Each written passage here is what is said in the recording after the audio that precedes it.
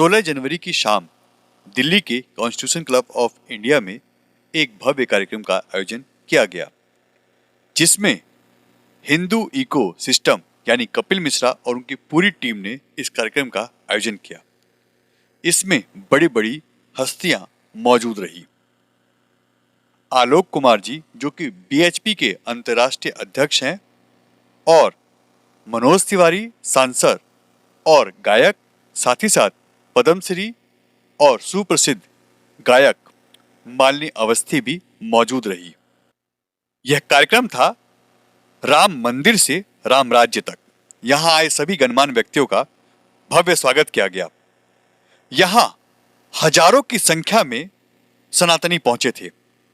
राम मंदिर को प्यार करने वाले, राम मंदिर की प्रतीक्षा करने वाले हर व्यक्ति यहां अपनी मौजूदगी दर्ज करना चाहता था।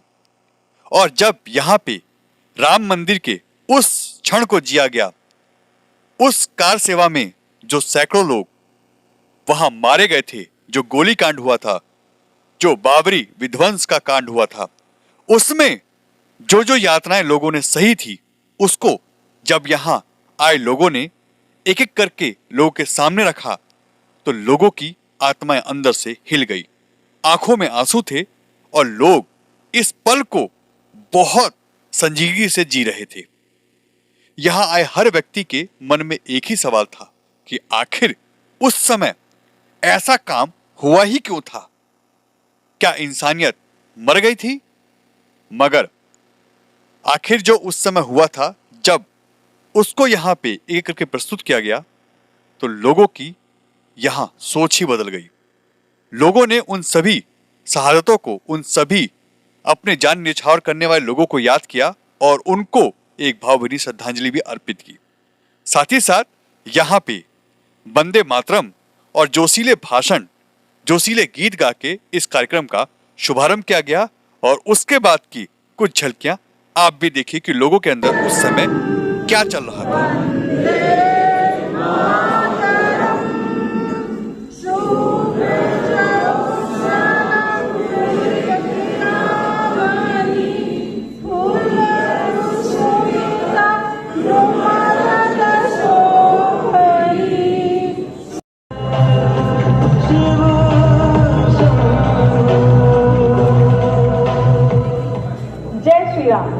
Welcome to Muzab Bharat.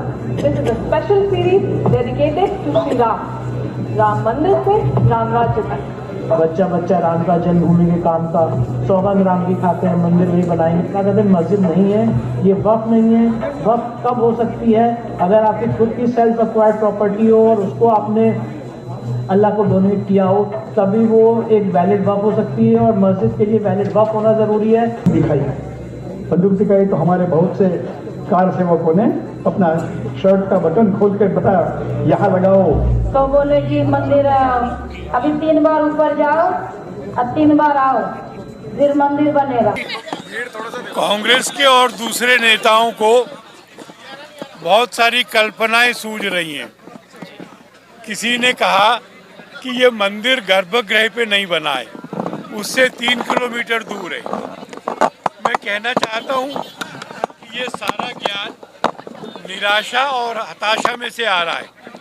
और मैं भारत की जनता को आश्वस्त करना चाहता हूँ कि जहाँ राम का जन्म हुआ था, यानी बीच के गुंबद के नीचे का निशान, केवल वही राम जन्मभूमि है और वहीं पर गर्भगृह में रामलला विराजमान होंगे।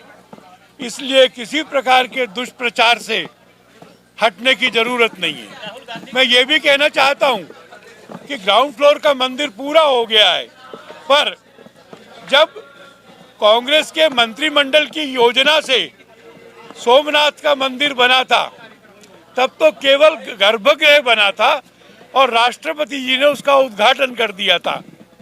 जनता अब इस झांसे में नहीं आएगी, वो अपने प्रभु राम के मंदिर से प्रसन्न होगी और देश राम राज्य की ओर बढ़ेगा। सर, राहुल गांधी ने भी कह दिया है राजनीतिक प्रोग्राम है बीजेपी का। ये तो उनके कारण है। हमने तो प्रधानमंत्री को बुलाया, गृह तो विपक्ष के नेता को भी बुलाया। हमने भाजपा अध्यक्ष को बुलाया तो बाकी अध्यक्षों को भी बुलाया। अगर सब आ जाते तो सबका कार्यक्रम होता। अगर वो लोग डिक्लाइन करेंगे, और ये डिक्लाइन शब्द एरोगेंस का द्योतक है, तो फिर उन्होंने जिनके लिए मैदान खाली कर दिया है उन्हीं का मैदान हो जाए। हम अभी भी कहेंगे कि आ जाओ। कांग्रेस के शीर्ष नेतृत्व का कहना ये है कि वो शंकराचार्यों की मान रहे हैं। 2 शंकराचार्यों ने ऑफिशियल प्रेस रिलीज देकर इस बात का खंडन किया है कि वो मंदिर या मंदिर के अंदर प्राण प्रतिष्ठा का विरोध कर रहे हैं। उन्होंने कहा है कि झूठ बोला है, और उन्होंने हिंदू समाज से आह्वान किया है कि वो मंदिर के प्राण प्रतिष्ठा में जाकर पुण्य के भागीदार बने। सर, वेस्ट बंगाल में एक सरकारी कैलेंडर जारी हुआ है, उसमें मकर संक्रांति और रामनवमी की छुट्टी को रद्द कर दिया गया है। शब-ए बारात जो फेस्टिवल होता है उसमें छुट्टी की बात आ रही है। जो रामनवमी की छुट्टी रद्द कर रहे हैं, आगे जनता चुनाव में उनकी छुट्टी करेगी। देखिए, राम जी के भव्य मंदिर बनने के इस समय को राम युग की शुरुआत भारत की जनता और विश्व के शांति प्रिय लोग मान रहे हैं। दुनिया भर के सनातनी ऐसा मान रहे हैं कि भारत से पूरे दुनिया में विश्व बंधुत्व का, भाईचारा का संदेश जा रहा है। एक बड़ी समस्या के अंत के साथ एक नए युग की शुरुआत हो रही है। हमें तो भारत के जन जन में जो भाव पैदा है उससे घबरा करके विपक्ष को लगता है कि भगवान राम जी का मंदिर बनाने के लिए नरेंद्र मोदी जी को 543 सीटें मिल जाएंगी।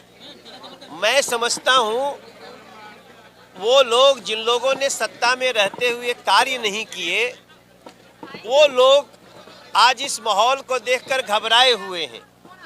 हमारा मानना है कि हम राम के थे, राम के हैं और राम के रहेंगे। इसका अर्थ है हम सत्य और मर्यादा के थे, सत्य और मर्यादा के हैं और सत्य और मर्यादा के रहेंगे। हम भगवान राम के भव्य मंदिर से राम राज्य तक, हर व्यक्ति के घर तक खुशियां पहुंचा कर ही नरेंद्र मोदी जी दम लेंगे, ऐसा हमारा विश्वास है। बाकी जो लोग परेशान हैं, जो राम मंदिर के लिए अपशब्द बोल रहे हैं, राम जी के भक्तों के लिए अपशब्द बोल रहे हैं, वो उनकी आसुरी प्रवृत्ति है और समय आने पे राम जी उनके साथ न्याय करेंगे।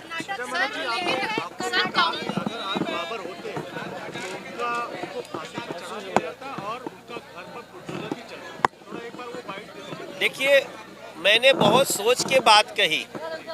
आज के समय में कोई लाठी और तलवार के बल पे किसी के मंदिर, मस्जिद, गिरजाघर, गुरुद्वारा को नहीं गिरा सकता। अगर आज कोई इस तरह का दुस्साहस करेगा तो ऐसे नरसंहार करके मंदिर को तोड़ने या देवालय को तोड़ने के लिए निश्चित रूप से ऐसे कुकृत्य के लिए फांसी की सजा होती। इसलिए मैं बहुत सोच समझ के बोल रहा हूँ कि उस समय तलवार तंत्र था, उस समय तानाशाही तंत्र था, उस समय नरसंहार तंत्र था। अगर आज ये कानून तब होते तो बाबर को निश्चित रूप से फांसी की सजा होती और ऐसा कृत्य करने वालों के लिए बुलडोजर होता जी लोग मंदिरों पे।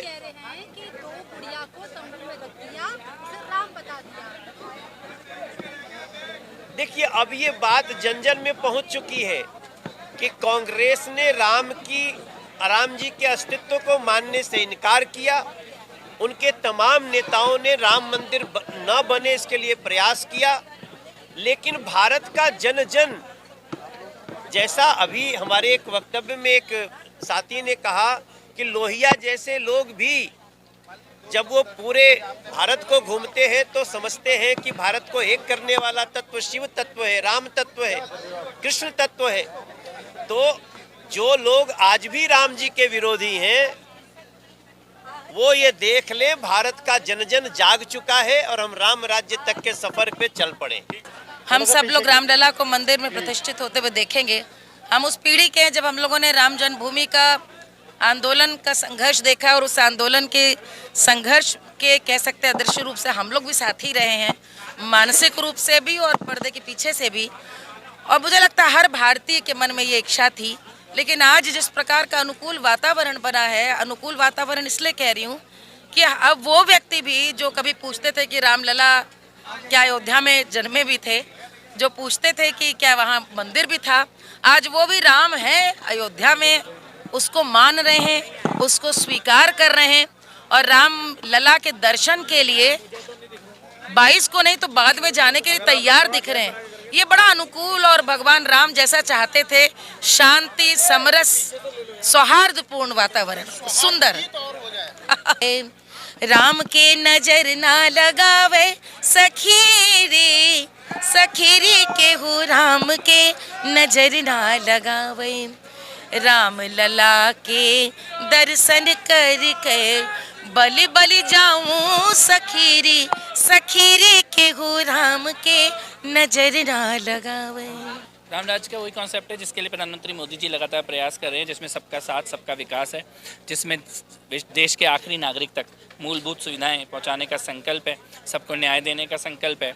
इंफ्रास्ट्रक्चर की बात हो, चाहे वो भ्रष्टाचार को ख़त्म करने की बात हो, चाहे वो उज्ज्वला योजना जैसी योजनाओं की बात हो, विकसित होते भारत की बात हो, दुनिया की आंखों में आंख डाल के खड़े हुए भव्य भारत की बात हो, वो सब चीज़ें राम राज्य का ही एक हिस्सा है और उसी दिशा में देश चल रहा है। सारे कांड करके कुछ लोग सुंदर कांड कर रहे हैं, लेकिन उनको ये पता होना चाहिए कि उनका अब एक ही कांड बचा है, वो है तिहाड़ कांड, और उनका कोई और कांड अब बचा नहीं है। उन्होंने दिल्ली के साथ जितने कांड करने थे सब कांड कर लिए। अब अंतिम उनका अध्याय आम आदमी पार्टी का, केजरीवाल गैंग का जो अंतिम अध्याय है वो तिहाड़ कांड के तौर पर जाना जाएगा, और वहीं पर ही बचते हुए भाग रहे हैं केजरीवाल जी, लेकिन उनकी अंततोगत्वा, उनकी गति तिहाड़ है।